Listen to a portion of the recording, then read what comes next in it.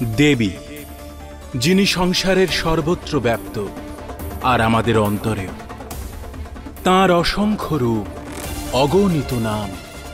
কারুর কাছে তিনি শক্তি, আবার কারুর কাছে তিনি ভক্তি। কারুর কাছে মা, আবার কারুর কাছে প্রকৃতি। কিন্তু বাস্তবে কে এই দেবী? কেন এই তেজপুঞ্জ একটি শরীর ধারণ করেছে? এর উত্তর পেতে হলে প্রশ্ন করাটা আবশ্যক। আর এমন প্রশ্নের উত্তর তখনই পাওয়া যায় যখন অহংকার সমাপ্ত হয়। এই কাহিনী আরম্ভ হয়েছে এমনই এক অহংকারের সূচনা থেকে, যা ব্রহ্মাদেবের পঞ্চম শির রূপে উৎপন্ন হয়েছিল। ব্রহ্মাদেবের জয়! ব্রহ্মাদেবের জয়! দক্ষ সভায় ব্রহ্মাদেবকে অভূতপূর্বভাবে স্বাগত জানানো হয়েছিল।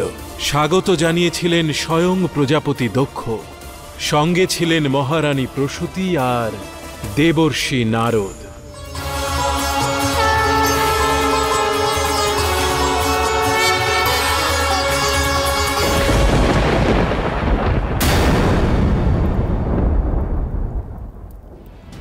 কি হয়েছে পিতা? আপনাকে খুব চিন্তিত মনে হচ্ছে। আমি কি কোনোভাবে আপনাকে সম্মান জানাতে ত্রুটি করেছি? আমাকে সম্মান জানানোতে কোনো ত্রুটি হয়নি, ত্রুটি হয়েছে ওই নির্মাণে।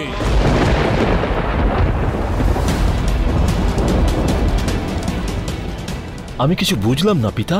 শিব আর বিষ্ণুর আসন আমার সামনে রেখেছে। যেহেতু এই যজ্ঞ আমার সম্মানে আয়োজন করা হয়েছে,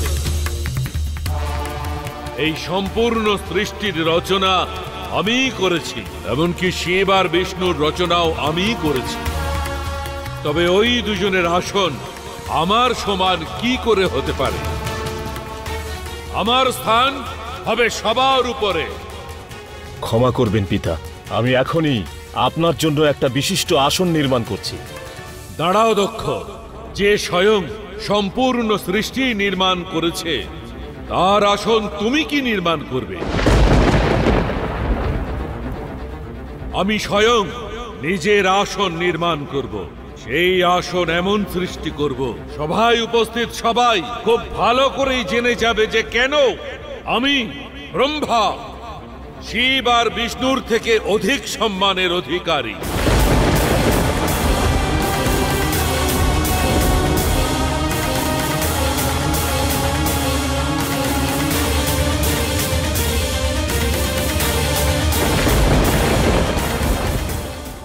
জানি না কেন এমন আভাস হচ্ছে, যেন এই যজ্ঞে কোনো অনর্থ ঘটতে চলেছে। সব যেন শুভ হয় নারায়ণ।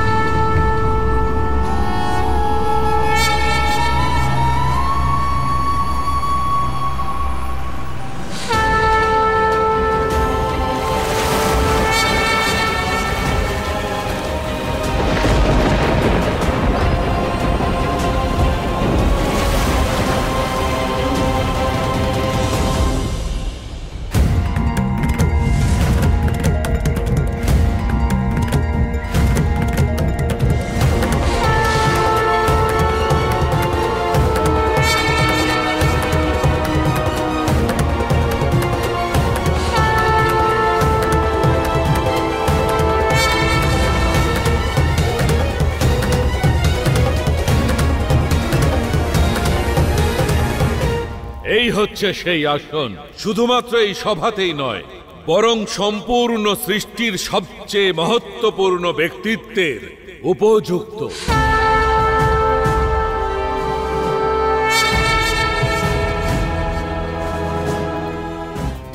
একদিকে ব্রহ্মাদেবের অহংকার ছিল গগনচুম্বী, আর একদিকে এমনও একজন ছিলেন যিনি নিজেকে সর্বত্যাগী ভাবতেন, যার মনে অহংকার নেই, বিনয় আছে, বৈরাগ্য আছে। সেই দেবতা যিনি সকল আকাঙ্ক্ষার ঊর্ধ্বে, না আছে সম্মান প্রাপ্তির আকাঙ্ক্ষা, না আছে অপমানের ভয়।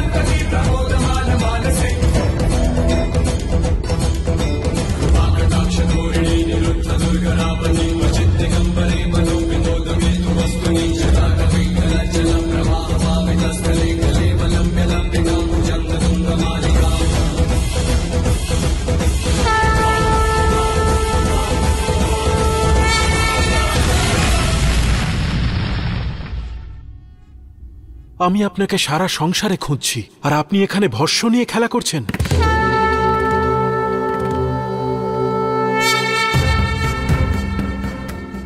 নারায়ণ, সমস্ত ক্রীড়া শুধুমাত্র এই ভস্যেরই তো? কারণ সংসারের প্রতিটি কণার ভবিষ্যৎ কোনো না কোনো দিন এই ভস্যেই পরিণত হবে। তাই এই ভস্যকেই আমি আমার অঙ্গে ধারণ করলাম। আপনি ভুলে গেছেন দেব, আমরাও এই সৃষ্টির অংশ, আর তাই আজ আমাদের কোথাও যাওয়ার কথা। ভুলিনি নারায়ণ, কিন্তু কিছু প্রশ্নের উত্তর খুঁজে পাচ্ছি না। আমাদের তিনজনের মধ্যে এই সংসার চালানোর শক্তি আছে, কিন্তু আপনি কি কখনো ভেবেছেন আমরা কোথা থেকে এসেছি, কোথায় যাব, আমাদের এই অস্তিত্বের উদ্দেশ্য কি? যে সৃষ্টি পরিচালনার দায়িত্ব আমাদের, তার সূচনা কবে হয়েছিল, কে করেছিলেন? এ কেমন প্রশ্ন দেব? কি উদ্দেশ্য আমাদের অস্তিত্বের? সৃষ্টিতে যা কিছুর অস্তিত্ব আছে তার রচয়িতা ব্রহ্মাদেব। সঞ্চালন করা আমার দায়িত্ব, আর বিনাশ করেন আপনি। এটি শুধুমাত্র ভ্রম নারায়ণ। তাহলে সত্য কি দেব? একটা সংকেত যা গভীরভাবে আমি অনুভব করছি। অবশ্যই কোথাও না কোথাও কেউ আছেন যিনি আমাদের থেকে শ্রেষ্ঠ, সৃজনে, সঞ্চালনে, সংহারে, হয়তোবা কোনো শক্তি। তা অবশ্যই সম্ভব, কিন্তু আমি আপনার কাছে এখন বড় একটা সমস্যা নিয়ে এসেছি দেব। আমি জানি আপনার সমস্যা কোথায় নারায়ণ। ব্রহ্মদেবের ক্রমবর্ধমান অহংকার।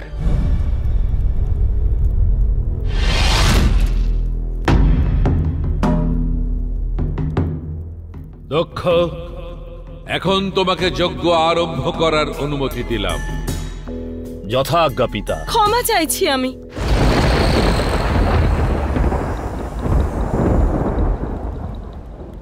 কিন্তু ত্রিদেবের সম্পূর্ণ উপস্থিতি ব্যতীত আমাদের এই যজ্ঞ কি শুভ হবে?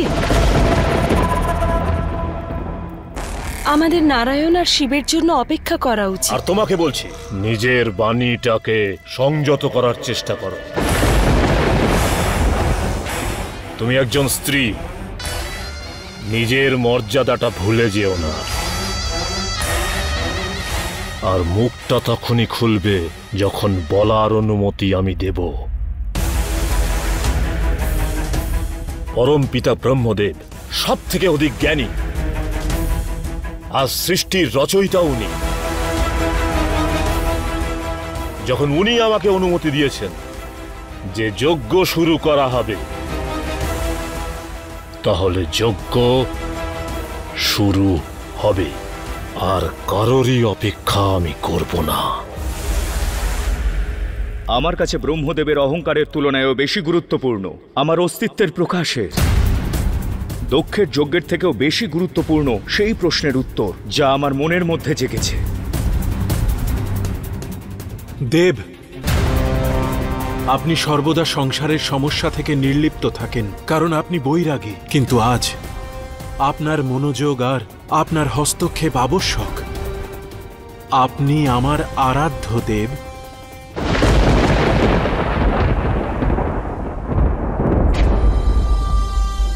আমার সম্পূর্ণ বিশ্বাস যে আপনি আমার অনুরোধ রাখবেন। আপনি ব্রহ্মাদেবকে তার অহংকার থেকে মুক্ত করবেন। ব্রহ্মায় নমঃ, ব্রহ্মায় নমঃ, ব্রহ্মায় নমঃ, ব্রহ্মায়। থামুন প্রজাপতি দক্ষ।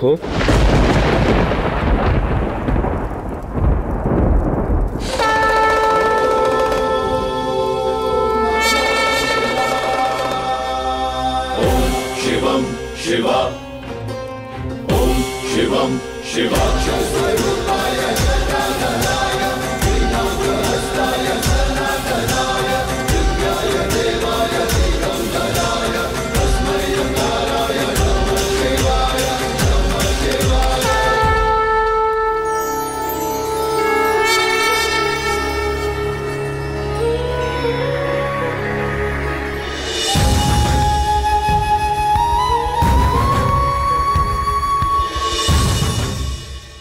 প্রজাপতি দক্ষ, আমি এখানে কোনো ব্যাঘাত ঘটাতে আসিনি। আমি আপনার মঙ্গল কামনার জন্য এসেছি। ব্রহ্মদেব দ্বারা পৃথ্বীলোক রচনার মনোবাঞ্ছায় আপনি যে যজ্ঞ করছেন, আমি কামনা করছি তা যেন সফল হয়। কিন্তু এই যজ্ঞ যাতে সফল হয় তার জন্য এই যজ্ঞবেদিতে অন্য কারোর উপস্থিতি অনিবার্য। আপনি এটা কাকে ইঙ্গিত করে বলছেন? আমি তার দিকেই ইঙ্গিত করছি, যিনি এই যজ্ঞকে সঠিক পথ দেখাবেন। মহারানী প্রসূতি।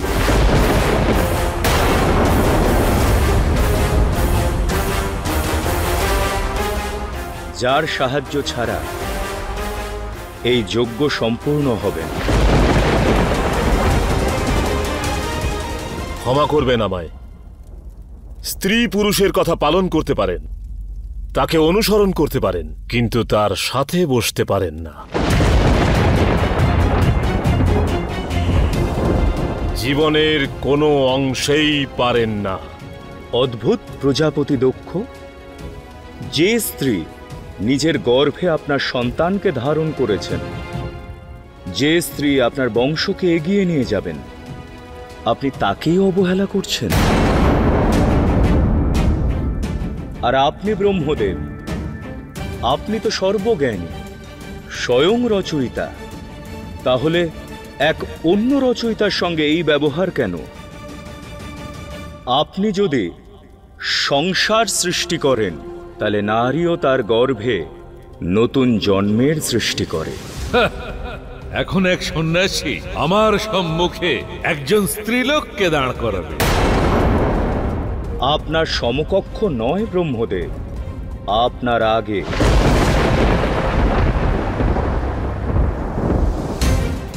নারী নিজেই ত্রিমূর্তি। নারী সন্তানের জন্ম দেয়, তাদের লালন পালন করে, আর তাদের ভেতরে জন্ম নেওয়া কুসংস্কারকে নাশও করে।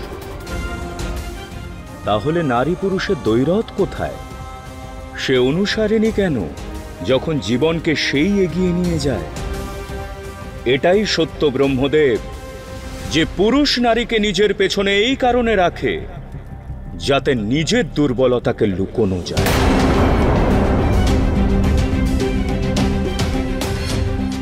মহারানী প্রসূতির গর্ভে আপনার পুত্রের সন্তানেরাই বড় হচ্ছে ব্রহ্মদেব। যদি ওনাকে আপনি যজ্ঞবেদিতে একসাথে বসান, তাহলে আপনার সম্মান কমবে না, বরং এক নারীকে তার যথার্থ সম্মান দেওয়ার কারণে আপনার সম্মান আরো বাড়বে। স্তব্ধ হও শিব!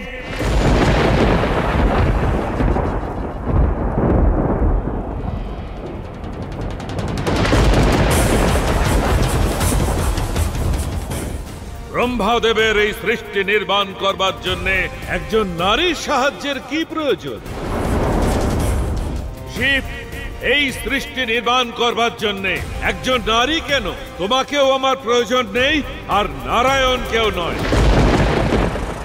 আমি নিজের উদারতা দেখিয়ে তোমাকে ত্রিমূর্তির অংশ করে রেখেছি, আর তুমি আমাকেই তুচ্ছ জ্ঞান করছো আর নিজেকে শ্রেষ্ঠ প্রমাণ করতে চাইছো। ব্রহ্মদেব, এই প্রশ্ন কখনোই ছিল না যে আমাদের তিনজনের মধ্যে কে শ্রেষ্ঠতম, কারণ অনাদিকাল থেকে কেউ তো আছেন যিনি আমাদের থেকে শ্রেষ্ঠ, যিনি আমাদের থেকে অধিক শক্তিশালী, আর হয়তোবা আমাদের সৃজন তিনিই করেছেন। শিব,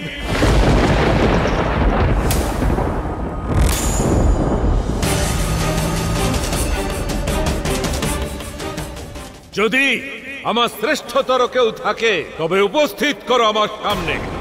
পরিচয় দাও সবাইকে, কোথায় আছে সে? জানা নেই, শুধু ইঙ্গিত পাই তিনি অবশ্যই আছেন। সেই কারণেই আমি চেষ্টা করছি ব্রহ্মদেব, যাতে আপনি সেই সত্যের সঙ্গে পরিচিত হন, যাতে আপনার অহংকার দূর হয়। যাকে তুমি অহংকার বলতে চাইছো, বাস্তবে সেটা আমার অস্তিত্বের আকার। আমি ব্রহ্মা দেবী এই সৃষ্টিকে রচনা করেছি, আর সেই জন্য এই সৃষ্টিকে আমার নামেই ডাকা হয় ব্রহ্মাণ্ড, ব্রহ্মাণ্ড, ব্রহ্মাণ্ড।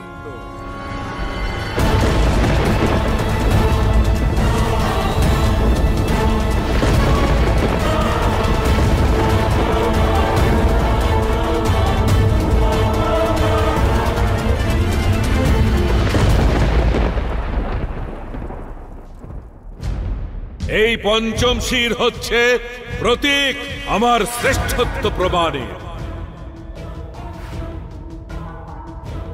আর তুমি এই সভাতে আমাকে তুচ্ছ প্রমাণ করবার চেষ্টা করেছো, কিন্তু আজ এই পূর্ণ সভাতে আমি প্রমাণ করব যে আমি সর্বোপরি, সর্বশ্রেষ্ঠ। আমি সবার সম্মুখে এই পূর্ণ সভায় ত্রিলোক আর মনুষ্যদের শাসন করব।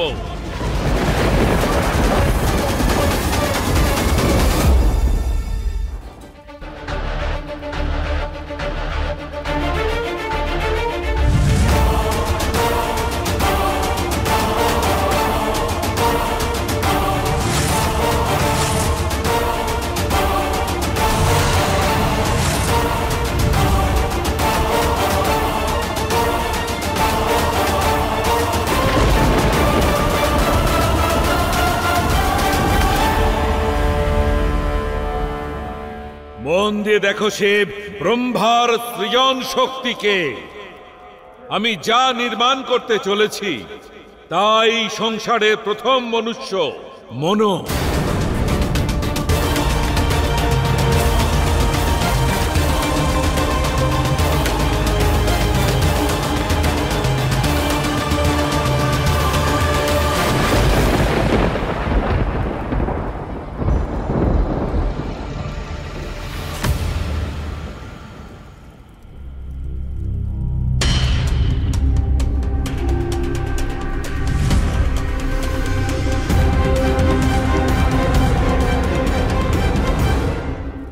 আপনি নিজে প্রত্যক্ষ করলেন ব্রহ্মদেব, এখনো কি প্রমাণের প্রয়োজন আছে?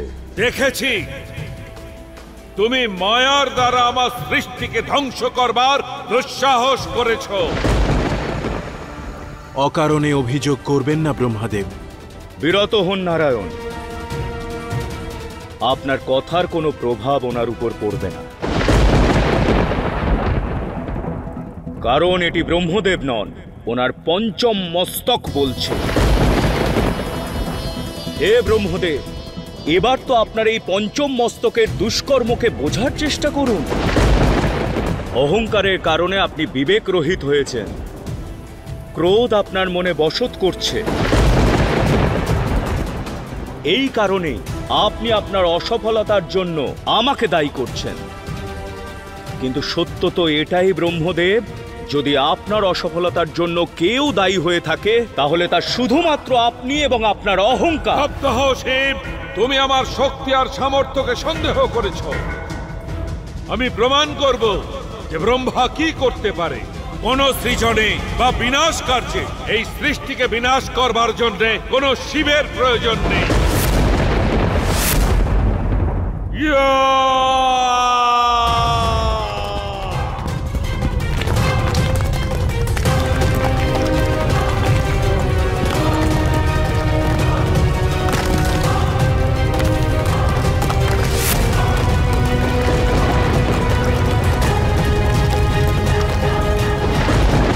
ব্রহ্মদেব, আপনার অহংকারের কারণে সৃষ্টির ভারসাম্য নষ্ট হচ্ছে। আর যখন কোনো পাপী বা দুরাচারী নিজের সীমা লঙ্ঘন করে সৃষ্টিতে সংকট উৎপন্ন করে, তখন আমি শিব আমার সংহারক মূর্তি ধারণ করি। এতদিন সংসার আমার সৃজন শক্তি দেখেছে, আর এবার এই সংসার দেখবে ব্রহ্মার বিনাশ লীলা। আমার অষ্টভুজে প্রকট এই ব্রহ্মাস্ত্র 8 দিকে প্রলয় নিয়ে আসবে, আর তখন না এই সৃষ্টি বাঁচবে, আর না এই শিব, আর না থাকবে শিবের প্রলাপ। বিনাশ হবে এই সব কিছু। ব্রহ্মদেব, এখন আর আপনি আমার কাছে কোনো বিকল্প পথ রাখেননি। প্রয়াস অনেক করেছি, এবার আমি প্রহার করব।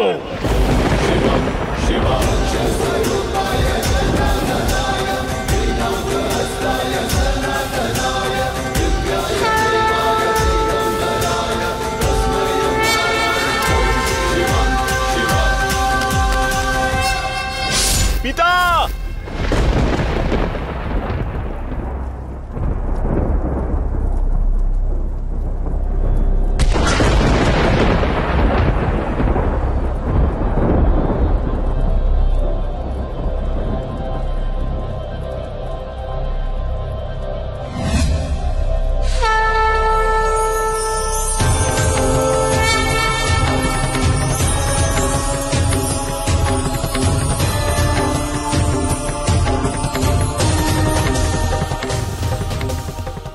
প্রকাশপুঞ্জ এ কিসের ইঙ্গিত?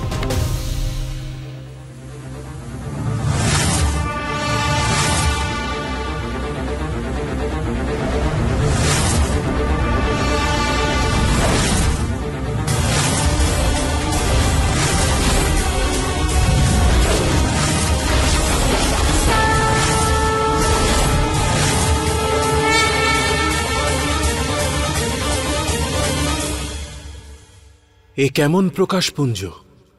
এ কি কোনো মায়া? না নারায়ণ, এ সেই মহান শক্তির ছায়া, হিরণ্যগর্ভ, যেখান থেকে আমরা সবাই জন্মেছি আর বারবার জন্ম নেব, নিরন্তর জন্ম নেব। হে মহান শক্তিপুঞ্জ, আপনি যেই হন, শিব আপনাকে 100 কোটি প্রণাম জানায়। কৃপা করুন আর আমাদের দর্শন দিন।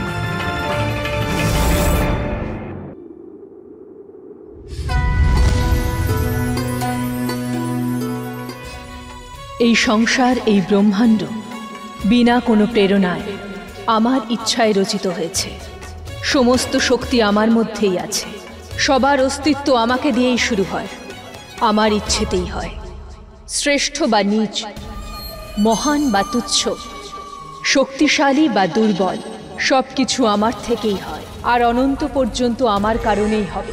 আমি সবার প্রারব্ধ আর পুরুষার্থ, আমি সবার দৈব।